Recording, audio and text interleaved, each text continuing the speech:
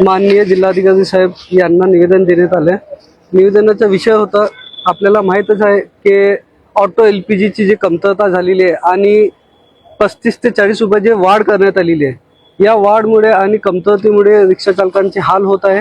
रिक्षा चालकांचा उदरनिर्वाह उद्ध्वस्त झालेला आहे आणि त्यांची चुला बंद पडलेली आहे। आणि या ज्वलनशील मुद्दा घेऊन वाहतूक संघटना संयुक्त महासंघाने आज माननीय उपजिल्हाधिकारी अभिजित पाटील साहेबांना निवेदन दिले आणि तसेच आम्हाला जिल्हाधिकारी साहेबांनी आश्वासन दिलेले आहे की शुक्रवारी 3 वाजता मीटिंग घेऊन यावर काय तोडगा काढता येते याविषयी मीटिंग घेणार आहे।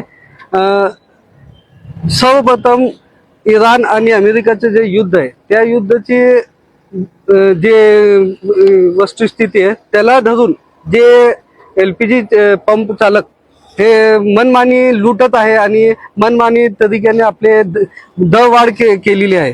त्याबद्दल आम्ही सर्वप्रथम महासंघातर्फे जाहीर निषेध करतो आणि लवकरात लवकर हे दर कमी करण्यात आले नाही किंवा आम्ही जे 7 मागण्या करण्यात आलेल्या आहे ज्यामध्ये सर्व एलपीजी पंपाची तत्काळ चौकशी करण्यात यावी आणि एलपीजी दर निश्चित करून सर्व पंपावर एक समान दर असायला पाहिजे। का म्हणजे आपण बघितलं असेल सोलापुरात वेगवेगळे पंपावर वेगवेगळे दर केलेले, कुठं 82, कुठं 85, कुठं 87 या प्रकारे। तर सर्व एलपीजी पंपावर समान दर असायला पाहिजे आणि एलपीजी इंधनाचा जे तुटवडा झालेला आहे ते सुरळीत करून सर्व रिक्षा चालकांना नियमित एलपीजी मिळावं असे नियोजन करण्यात यावे आणि त्याचबरोबर जे उपाययोजना करण्यात आलेली एलपीजी पंपाविषयी ते आपण लवकरात लवकर करावे। का म्हणजे आज रिक्षा चालकांची परिस्थिती दैनंदिन खराब होत चाललेली आहे।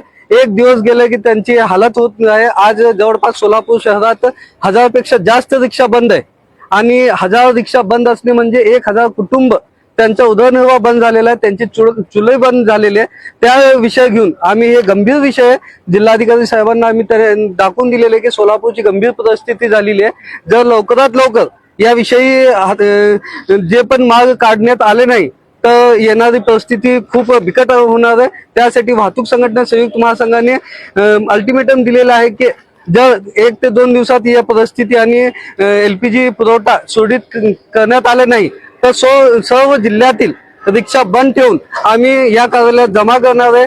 का म्हणजे आज आमचा त्या रिक्षावर उदरनिर्वाह होत नाही, आम्हाला इंधन मिळत नाही, बँकवाले आम्हाला सतवत आहे आणि बाकीची कामं आमची पूर्णपणे ठप्प झालेली आहे। याचा विषय घेऊन आम्ही पुन्हा एकदा सांगू इच्छितो की येणाऱ्या 2 दिवसात याविषयी जर सकारात्मक तोडगा निघाला नाही आणि सुरळीत एलपीजी मिळालं नाही तर आम्ही